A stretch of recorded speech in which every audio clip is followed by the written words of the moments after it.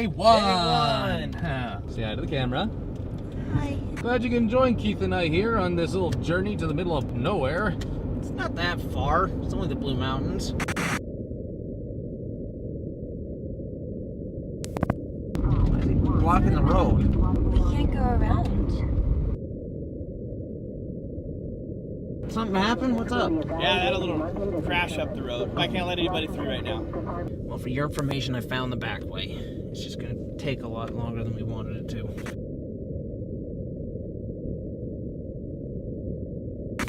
Wait. What the fuck? The following information I am about to divulge to you is sensitive. I am putting myself at great risk to show you all this, but I believe that what I have to say is detrimental to our survival, the human species as we know it. Nothing is ever going to be the same.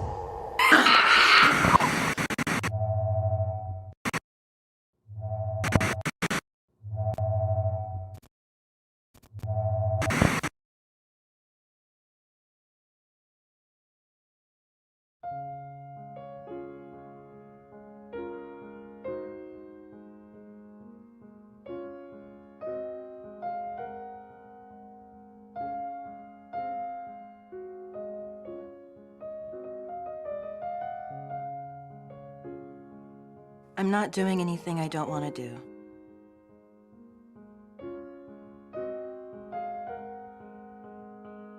I love my husband and I want him to be happy. It's my job as a wife.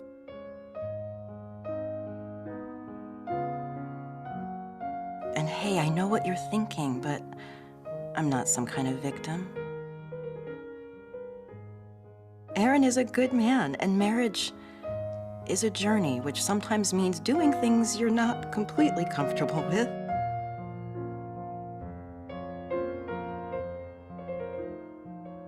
I mean, I am comfortable. It's not like we didn't have that night with my roommate in college, and I managed to deal with that, mostly. But I was younger. We both were. I just didn't expect to be here again, doing this tonight.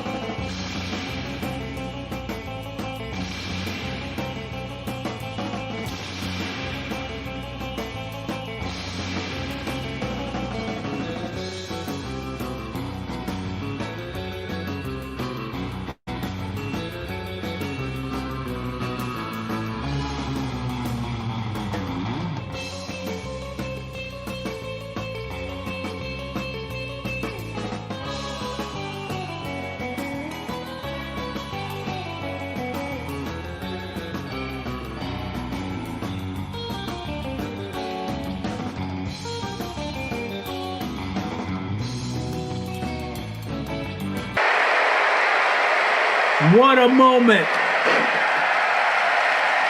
Jack with another shot. Jack into the corner. Big time for him. Bulldogging. Triple H down.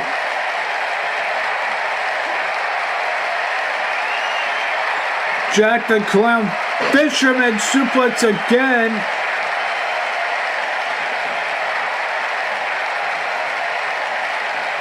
And he went for the dark carnival and Triple H countered it. Clothesline by Triple H. Jack's down right in the middle of the ring. Triple H picks Jack up. Spinebuster on Triple H.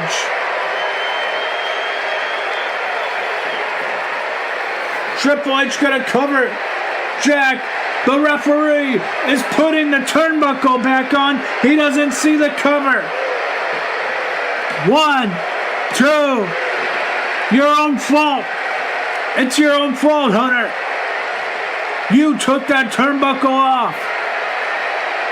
And it may have cost Triple H the heavyweight title, but now Pedigree got in the middle of the ring cover. 1, 2. Triple H, no, Jack kicked out. And now, Triple H goes and takes another turnbuckle cover off. He went for the pedigree again and Jack the Clown countered. Side backbreaker though.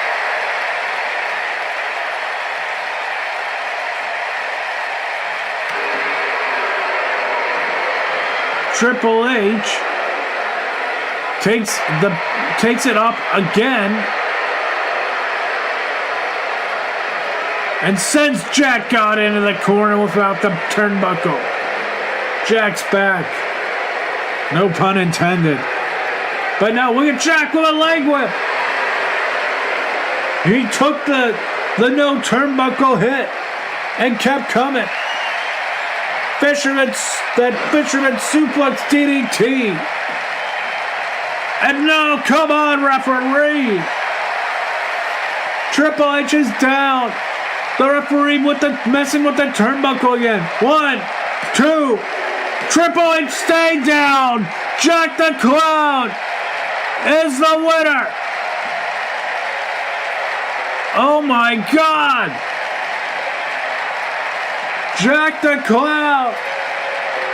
What a match. And these two beat the holy hell out of one another. No doubt about it. I cannot believe. Remember those turnbuckles coming off of and it costing Triple H. Triple H was the one who took those off, and I think Triple H would have won if the referee hadn't been messing with it when he hit that spinebuster, but Jack has secured the World Heavyweight title in a huge win. This crowd is on their feet. At halfway to Halloween, man, it only feels right that the first Halloween Horror Nights icon is the first HCW World Heavyweight Champion. Remember that image. Good night, everyone.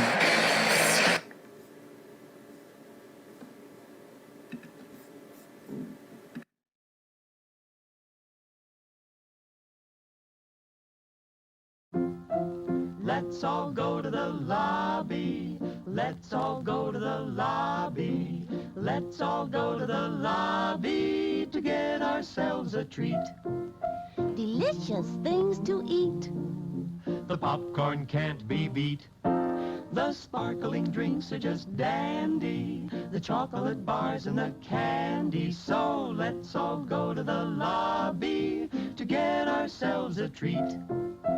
Let's all go to the lobby to get ourselves a treat.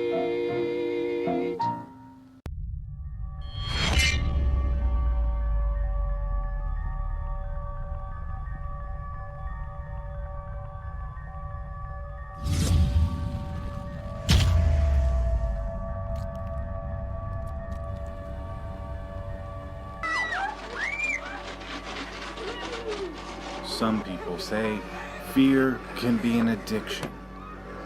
Every Halloween season, people flock to their favorite Halloween haunt attractions to feed that addiction by going through some frightful experiences. And in Central California, it doesn't get much better than Higbee Horror Haunt. Higbee celebrates its 10th year of operation this year. Come with us on a journey as we take you to the origin of Higbee and what they have in store for a decade of frights. This is Haunted by Higbee, 10 Years of Frights. Higbee began as a backyard haunted house. Owner John Scott remembers those years very fondly. It wasn't until 2010 when we moved into a new house. It just had like this perfect layout like of a backyard, and it's one of those things where I was like, oh man, I was like, it'd be so cool to do this. And then finally, 9 days before Halloween, we talked my dad into it. He let us do it. So we had 9 days to get it together, and so it just became what it is now from then. When he came to me and said, "Gee, Dad, do you think we could do a haunted house in the backyard?" And we kind of contemplated on what we were going to do, and our yard was pretty big, so that created another issue with what we were going to do and how we were going to. But no, never ever imagined that it would have turned into this.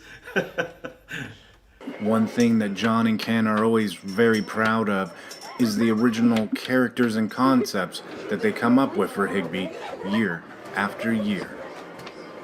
Oh gosh, we've had so many really good ones. We had the Creeper. Everybody asks about the Creeper every year. He was fabulous. He had a 14-foot wingspan, and you'd come out. We'd built a bus for trick or treat, and you came out of the bus and you came into the cornfield, and all of a sudden the Creeper was on a hay bale. My brother's idea for like an alien thing, and so we kind of mixed it with an asylum, and so we had an alien asylum little area, and then we had our clowns, which it's pretty generic as it is. So we had the carnival with the fun house, and we also did 3 Little Pigs that year as well. You can definitely tell that John and Ken have appreciation for Higbee's past. Not that one.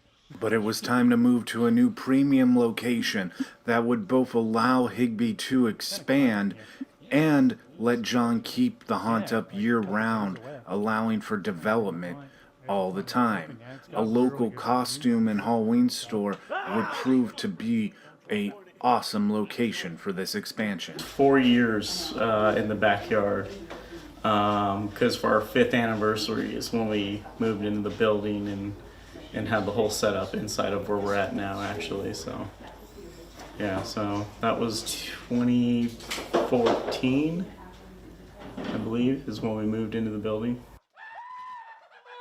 Now as 10 years approaches, Higbee gets ready for its biggest year ever. With the 10th year of Higbee on the horizon, John's level of dedication for the construction is at an all-new high, although this does take time away from friends, family, and most importantly, she calls the haunt my mistress, because I'll be gone hours of the night here, sometimes pulling some really, really late nights and early mornings in between, a normal job. And so, yeah, when the few times I actually am home and we get to spend it together, I'm so amped up from this and everything that this is usually the only thing I can talk about. I don't have normal conversation. It's all about haunt. Like last night, our dinner conversation was about all the brick walls that he painted. So, I don't... The 10th year of Higbee has also brought a cool opportunity for Ashley to expand her role as well. He already did a lot to meet the needs of a lot of attendees, like ADA requirements and little kids who were scared. We were doing a no scare walkthrough, or I would hold their hand and walk through and make sure that my monsters didn't scare them, so that they can enjoy what their parents are enjoying or their older siblings are enjoying, so that they can be a part of that as well.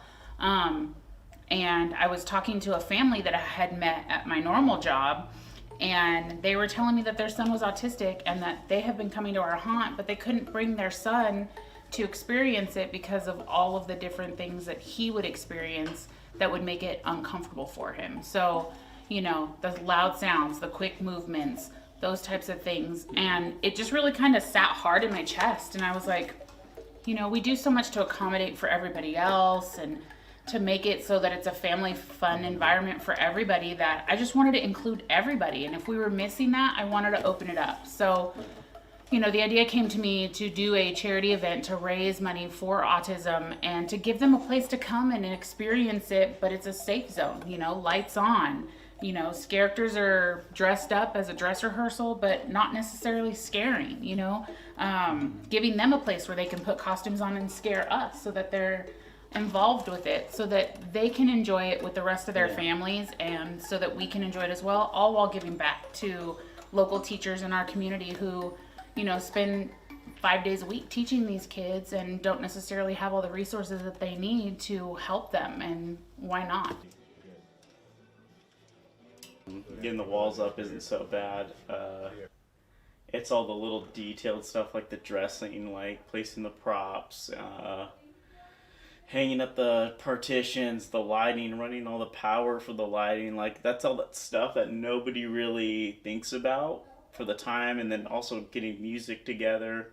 It's all those little things that kind of help bring it all together, but it's stuff that's never really apparent to people. The best part's just seeing it all come together. Once the final product is there in my face and I see it work with the scare and everything, it's kind of like, wow, it's like this all started out just on a piece of graph paper at one point, and for it to come to life is like the coolest thing.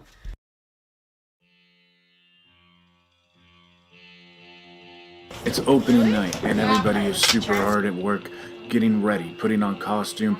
Mazes are getting final touch-ups, and the haunt actors are ready to do what they love most: scare guests.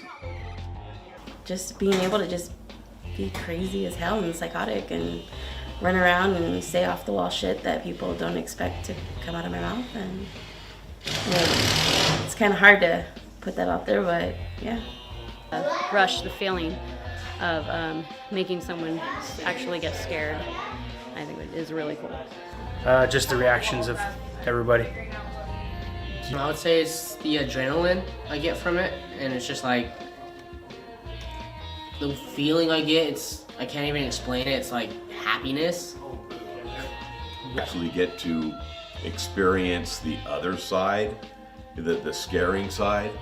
When you, I'm getting goosebumps just thinking about, when you actually do the scare the way it's supposed to be done, and you actually do it to where it is the most effective, it is the biggest rush. And just like that, all the hard work of the Higbee team pays off completely, creating a stunning new environment. And John's heathens are ready to deliver frights and thrills like never before.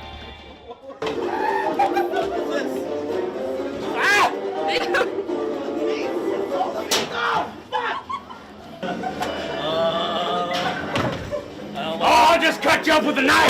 I don't need no chainsaw! What are you doing? Oh, a little extra! The multiple mazes, I've wanted, the scare zone, I've wanted the whole event feel, and so, to finally get to bring that out is like beyond exciting for me. Like, I always figured, well, we need more room if we're gonna do that, and then finally came down to it where it's like, it's like I think I could pull this off with the space that we're in, and so, then that's just kind of how it happened. It's like, for the 10th year, it's like we got to do something, kind of change it up a bit, and that kind of became the big idea for it. Higbee's 10th year is off and running to a great start, and with plenty of frights being dished out to all of the patrons, most cannot wait to come back and experience what John has in store. Oh, that was awesome. So scary. My voice is out from screaming. That was the best haunted house. It was scary. It was scary. It was awesome. It was one of the best times I've had in a haunted house, period. You gotta come. It's unbelievable. It's amazing. She fell down. I did not appreciate any of it. I'm sweating so much right now. Just trying to catch my breath. It was very well done and way more fun than I thought it was going to be. And way creepy. Definitely the best haunted house. I don't like Oh no! This is my nightmare!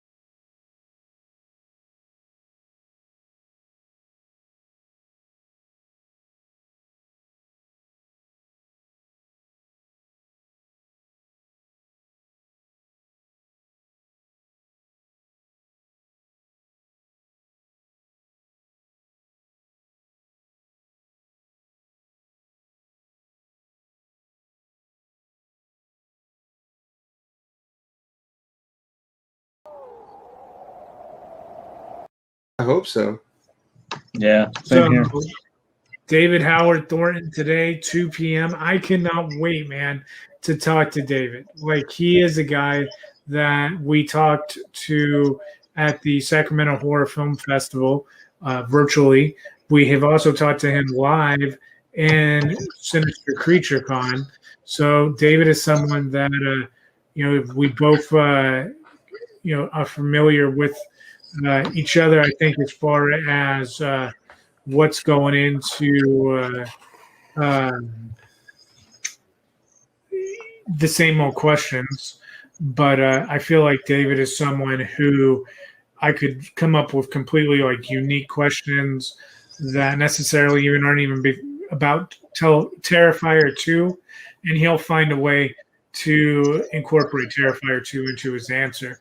Like, someone who is that, he is that into the craft of being Art the Clown. So I'm super stoked that he's coming on in just a little bit. Let's check out this trailer.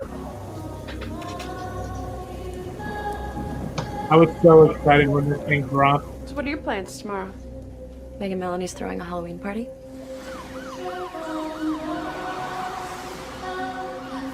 So You think that guy's still out there? What's up with you and this clown all of a sudden? You're like obsessed. They never found his body. What if he decides to come back here? I wouldn't worry about it. On the off chance that he is still alive, I'm sure he's gone far away from here.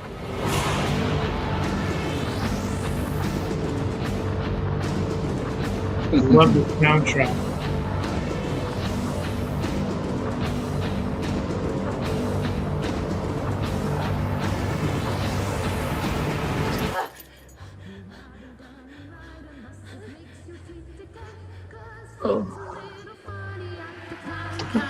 It's so creepy.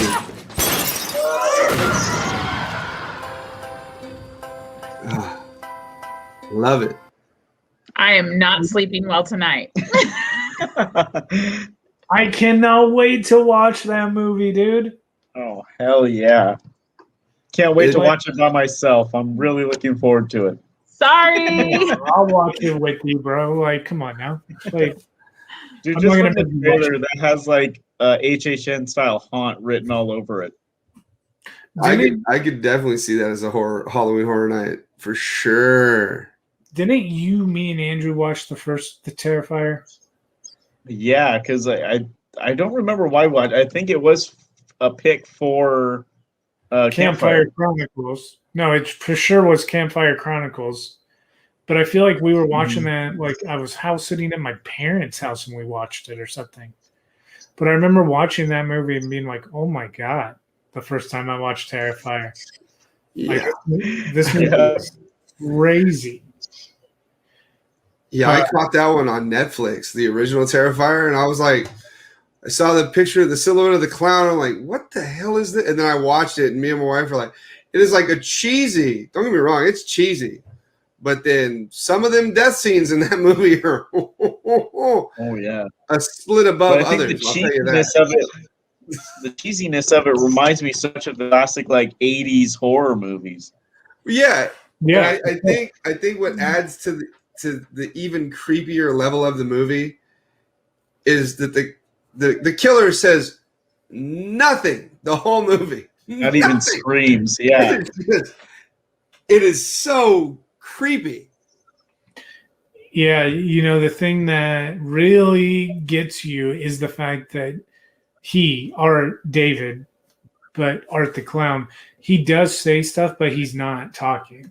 Yeah. But you can hear him because David is so good as a nonverbal actor. He is able to emote what the clown is saying without saying it. It really is pretty rad to watch him be Art the Clown. Like, it really is.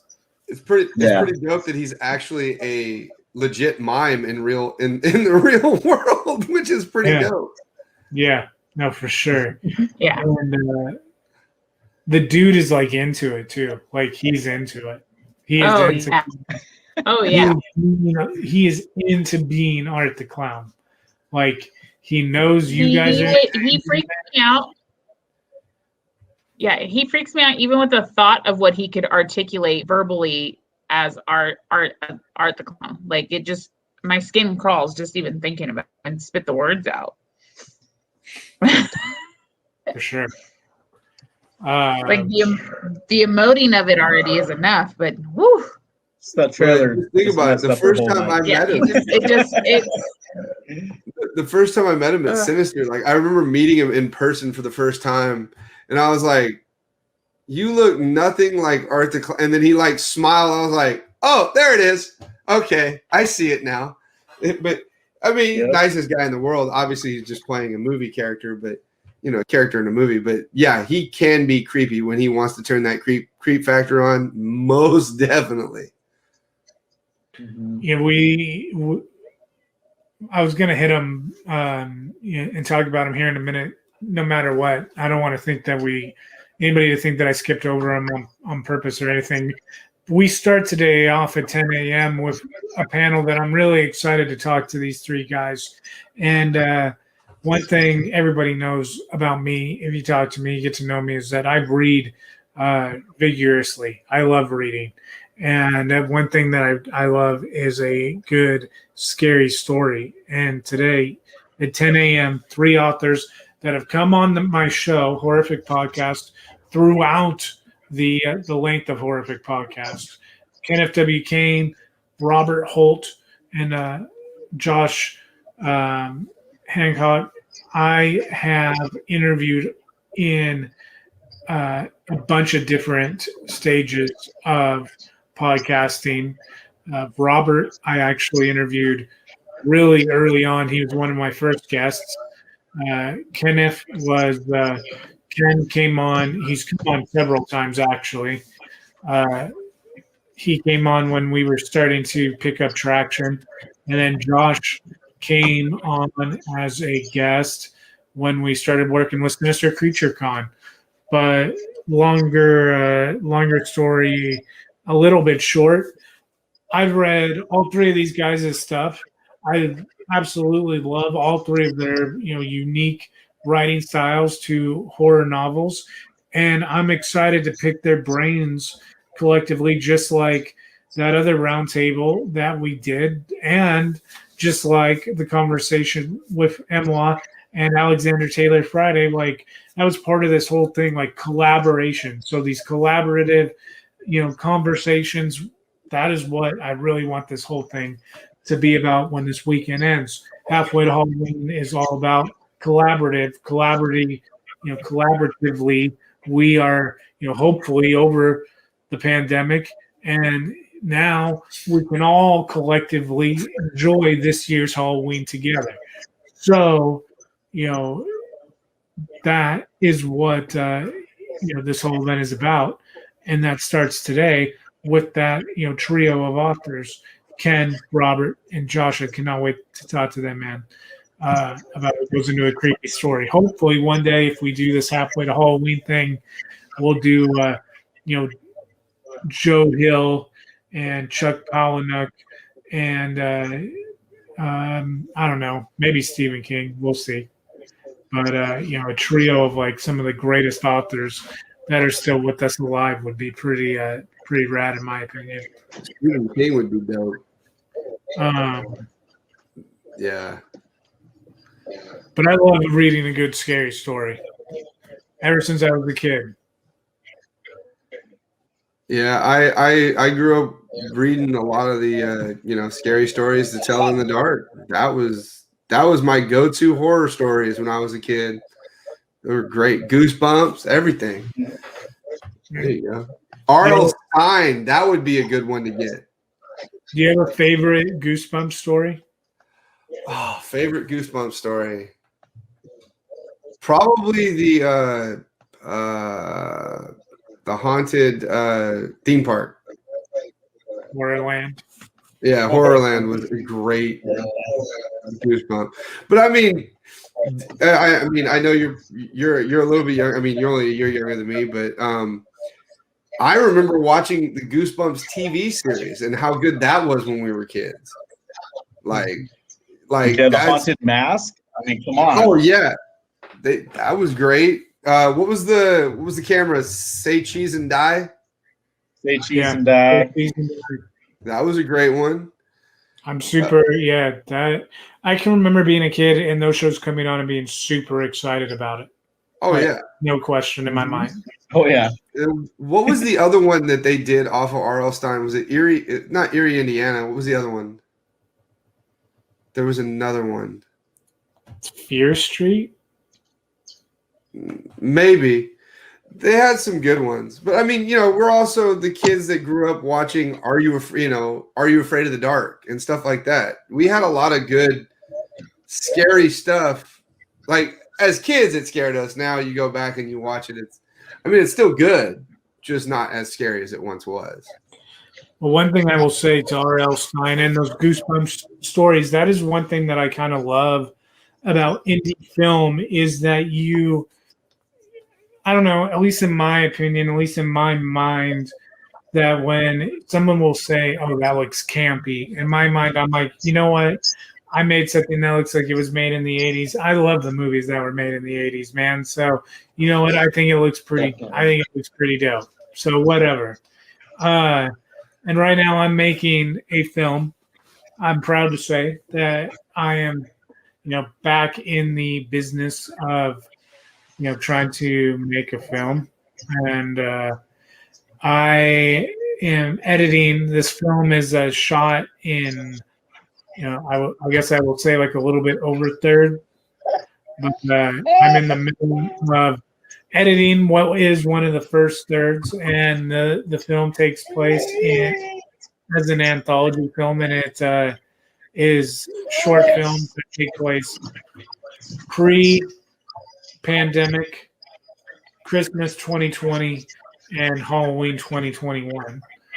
And these shorts are going to get talked about this weekend, and I'm really excited about it. This is really the first. I was talking to Shalita about this the other day. This is really the first film that I have done outside of school that I can remember that is going to get, like, hopefully, knock on wood, into film festivals and stuff since I started making film. Like, this is really like my first like real. It feels like my first like try. Hey Mercury, Aaron Miller, and Gianna Landon. You're obviously seeing Drew. You've seen Matthias yesterday as part of a couple panels. So you're seeing other people of the cast. But right there, your big three. You haven't really officially met yet, but you're going to hopefully. We don't scare them away, and you're going to see these three with us for a while. But these three are. All three of them are very talented actors and actresses, and I am really excited for their short. I won't be home for the holidays to be ready to really expose. But today we have some really cool teasers, I think, for you guys that I'm really excited. This scene that is kind of like a pre-show bonus. Bonus. What was yesterday's bonus? What did we do? Oh, John's first draft pick. So, as a pre-show, what was your first draft pick, by the way? Yesterday. Trick or Treat from LA Haunted Hayride. That's right. By the way, dude. By the way, theme park duo Gabe, again last night. Tons of fun. Had a blast. Cannot, that was a lot of fun. Gabe really came in. Stepped in at the last second and was able to fill a spot that we had left vacant, and it was fun, man. Right? You had a good time? Oh yeah. John, he's talking to you. Oh yeah. Yeah, no, I had a great time, man. That was awesome. Okay. Always happy to talk about haunts. I mean, come on. I'm glad you enjoyed your time on. Holy smokes. Okay. So, anyway, I'm as a pre-show. Sorry, I got a baby here. I get it. Walter Scott, always has to like just draw. Walter is like, honestly, he's like a nebula. Like he is like the most powerful thing that wherever he is, like the energy radiating out of him just like draws your eyes, so your focus obviously has to like drift towards Walter. So there's Walter stealing the show, obviously, as we count down the minutes until the final day of Halfway to Halloween. Walter steals the show.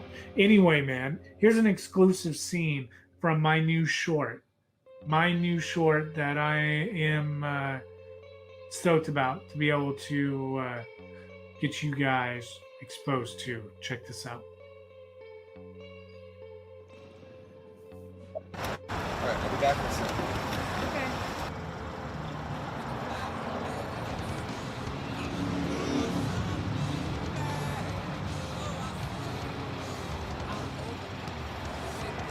Hey, the shop isn't open.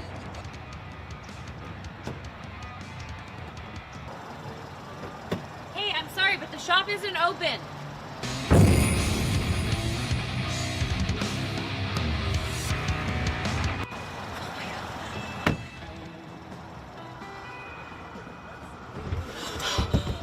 Christ. Get in here! What's wrong with you? There's a guy out there with a knife. Where? They were right there. I guess I scared him away.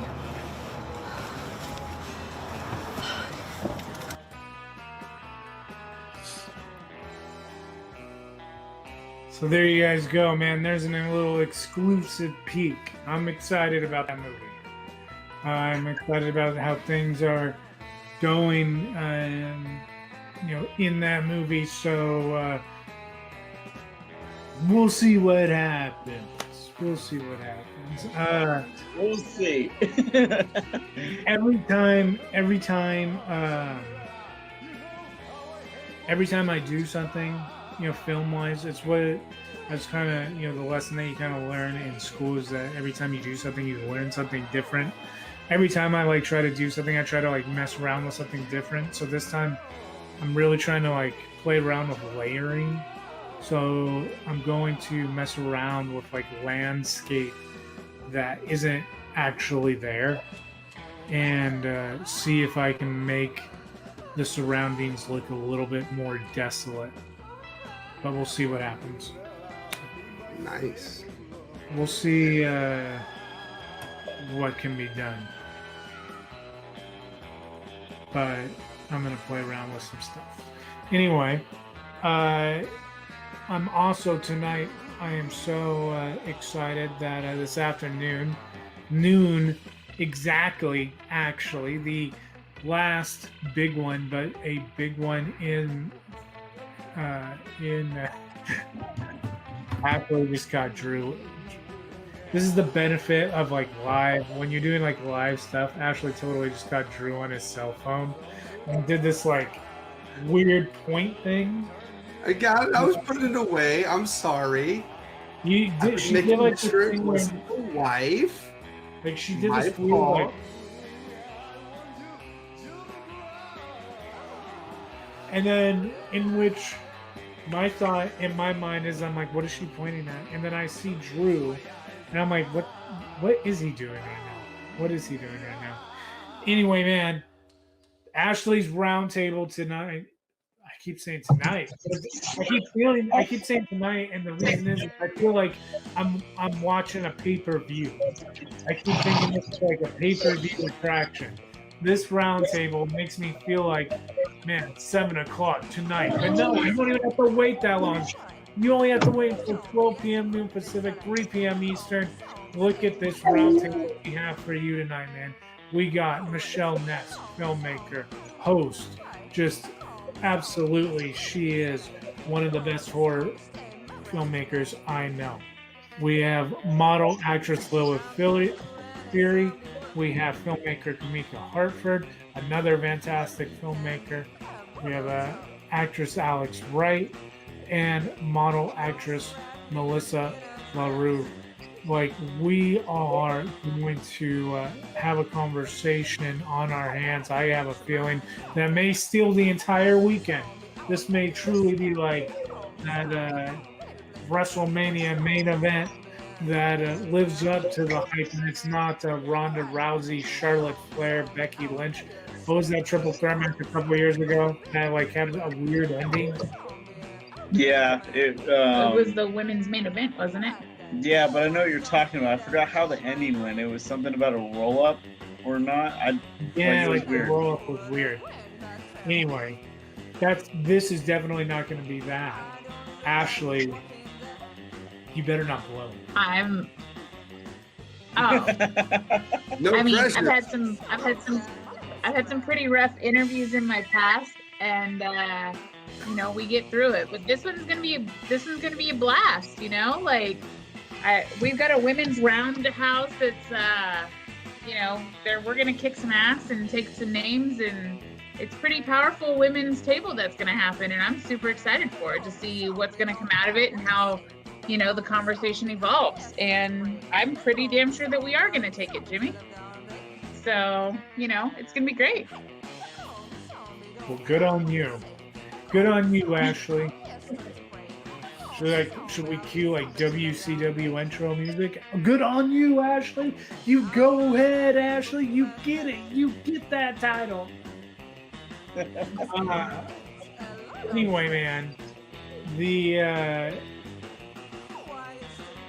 other thing that I am also so excited for, as you know, what this whole weekend is about is going through in 2021, Halloween 2021, hopefully, we're all going to get to go through haunted houses again.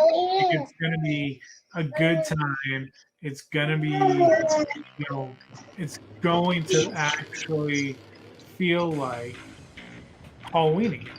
Like, it's going to be something special, I think, that we all get to partake in and be able to appreciate even more, having not been able to necessarily do it last year. It's going to be like that more special. And that's what the appreciation factor of being able to do this, again, is absolutely there. It's been there the last two Sinister CyberCons. Like, this is always a lot of fun. I absolutely enjoy doing the virtual conventions. It's a blast. I love doing it. But it doesn't compare to being able to do it live. Yeah. And I am really, really excited that we now have the announcement. I got to mention this as we close into halfway to Halloween, because really, in closing Sunday, tonight, we will be able to, say goodbye real quick after the panel we're about to talk. But the last time that we're really going to see everybody is August 15th in Sacramento at the return to an in-person Sinister Creature Con. And I am really excited to get to see the people, especially the ones that I know are gonna be there, who have supported us on these cyber events, who I'm sure have have been talking with us the whole time. The other thing to tell you guys is that Sinister Creature Con is going to be back in a big way. You got to make sure you're checking out the guest list that they are booking, because that show that is coming together that we are going to be a part of. You want to talk about hello haunt season? Haunt season keeps starting earlier and earlier. All the parks keep starting it earlier and earlier. Sinister now, middle of August. That is what, haunt season is now starting at a lot of commercial places. Like, what a welcome to haunt season, Sinister Creature Con. SinisterCreatureCon.com has all your info, get your tickets, all that stuff, man. We will see you there. I cannot wait for Sinister Creature Con. So, I also tonight, I don't have to wait nearly as long to find out what the news is. Everywhere I'm going. So now, everywhere we go from September, what I'll announce, we've been doing those little exclusives, those little thank you for following us exclusives on the pre-shows, Friday, Saturday. We've been doing each. Here's today's. Here are your first haunt season dates. Official haunt season dates of 2021. Are you ready? Ready. Dun dun. Are you ready? Dun dun. Oh yeah. You know what I'm talking about. So, September 20. Hold on. Hold your horses. I know you're gonna be like, how the hell does he not have it ready? Well, so September 24th and 25th, we will be going to Halloween Horror Nights 30. Back to back, Halloween Horror Nights 30. I will be there. I will be podcasting as I go through the mazes. So if you're going to be in the park that weekend, September 24th, 25th, Orlando, hit me up. Let me know, man. I'm ready to HHN 30. Like, it's the big one at the beginning of the year instead of the end of the year. You know what I'm saying? Does that mean we get to hear Jimmy scream? Oh yeah, for sure. I can also tell you October 29th, official confirmed. I have tickets in my hand for. My wife and I, we will be doing the Danny Elfman Concert to Scream Nightmare Before Christmas experience. I should have had you buy us tickets too, damn it. So I'm really excited to get to go to that concert. That's a live concert, right? I think we're going to try to sneak a little record of that thing. We'll see how fast we get pulled for copyright. I don't know. We'll see what happens on that one. But that experience, I think, is going to be really dope. I cannot wait for that whole thing. That's on the 29th. The 30th of October, I will be doing HHN LA. So I know that. Those are like the physical dates right now. There is a possibility those Orlando dates, we add the Boo Bash. If we're able to get tickets for that Sunday night, we'll cover the Boo Bash at Magic Kingdom in Orlando. If Disneyland does a Halloween party, that's in play. Not Scary Farm. As soon as I was able to get us a pair of those Nightmare Before Christmas tickets, that kind of took priority. So Not Scary Farm is a maybe on my end. I know, John, you're probably going to go to Not Scary Farm at some point, though, right? Yeah, if they do it this year, I will definitely go. I'm hearing that they are starting to construct. Okay, they're back in the construction phase. Right. That's good. And so, between John and Ashley, also, if you want to be a contributor and you go to a haunt wherever you are and you want us to feature you on our channel, we will talk to you about doing that. Like, if you feel like you want to try to help out, contribute to the comeback of Halloween, let's make it, everyone gets to hear all kinds of haunts. Walter says absolutely. He's hyped up about it. But the panel that closes out the weekend, man, is my buddy John's panel. And so halfway to Halloween today, 5 p.m. Pacific, 8 p.m. Eastern, John will tell the world what his Halloween plans are for Higbee Horror Haunt, what kind of the overlay will be, what the COVID situation is going to be, or what have you, and that'll be everything that we see when John comes on at 5. I'm stoked. I'm stoked to find out what you have in store for this year. I'm stoked for you to get to share, everything that you do have in store with everyone. Higbee, Andrew, every year we did Higbee, before we started scaring with you guys, we would say, like, if you gave Higbee a Halloween Horror Nights budget, it was always going to be the best haunt that you would go through, because the people of Higbee are by far the most passionate about giving people the scare. And you can't fault someone, when you're talking about a theme park that has, this flow of cash that I know it's not endless, but it feels like it's endless to someone like me. So what you did the last time we had a full haunt season, man, when you took what is a department store. Yeah.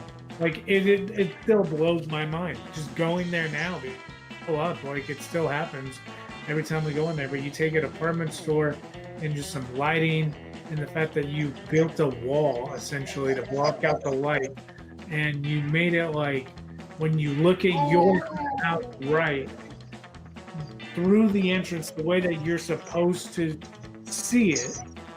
And the reason why I didn't get this at first was because I kept coming through the side entrance where the people who are scared came through. Yeah. And anyway, I don't know what day it was. Maybe the day that I was filming the documentary. I went through the entrance. Mm-hmm. And oh my God. I get it. Like, you walk through John's thing, and it's literally like you are walking into a fairground, and these like haunted houses in a fairground, and the way that John lays them out is literally like all you have to do is literally like close your eyes, and like you are in a hayfield somewhere, like you are outside, and it is haunt season. Like, it blows my mind every time I go through it. So you give John an HHN budget, like, God knows what you would create, man. So every time we can hear what you have in store for us, I can't wait. So this year, I'm excited what you have in store for the comeback Halloween. Yeah, I'm looking forward. I'm looking forward to our panel at the end of the day. Right on. Drew, this year is this year. So is this guy. Yeah, he's excited too.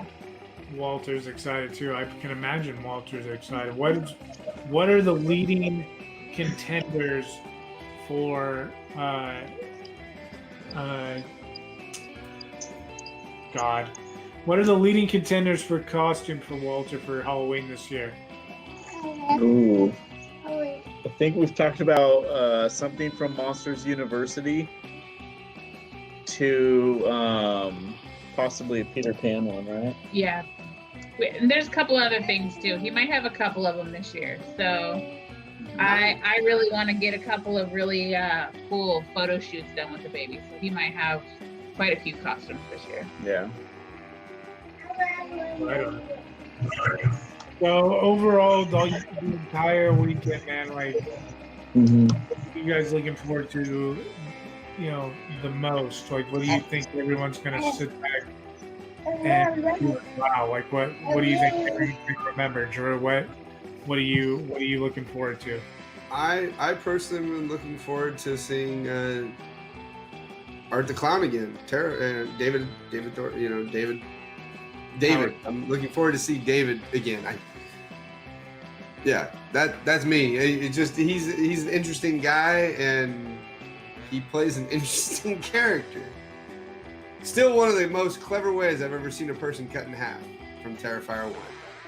If you haven't seen it, go watch it. It's definitely cringeworthy. Definitely. John, Ashley, what are you guys most excited for?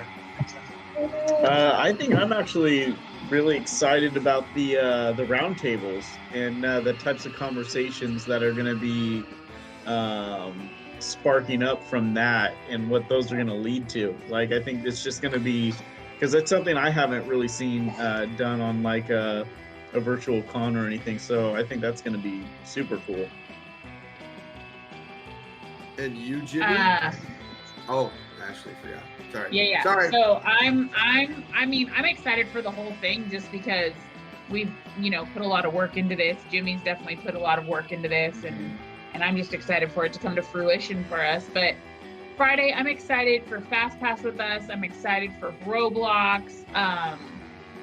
Saturday, I'm definitely excited for Sam Todd for all of my panels. Sunday, the Women's Roundtable, I'm way excited for. But to be honest, I'm just excited for the whole thing. I'm ready to see it all come together and finally go, and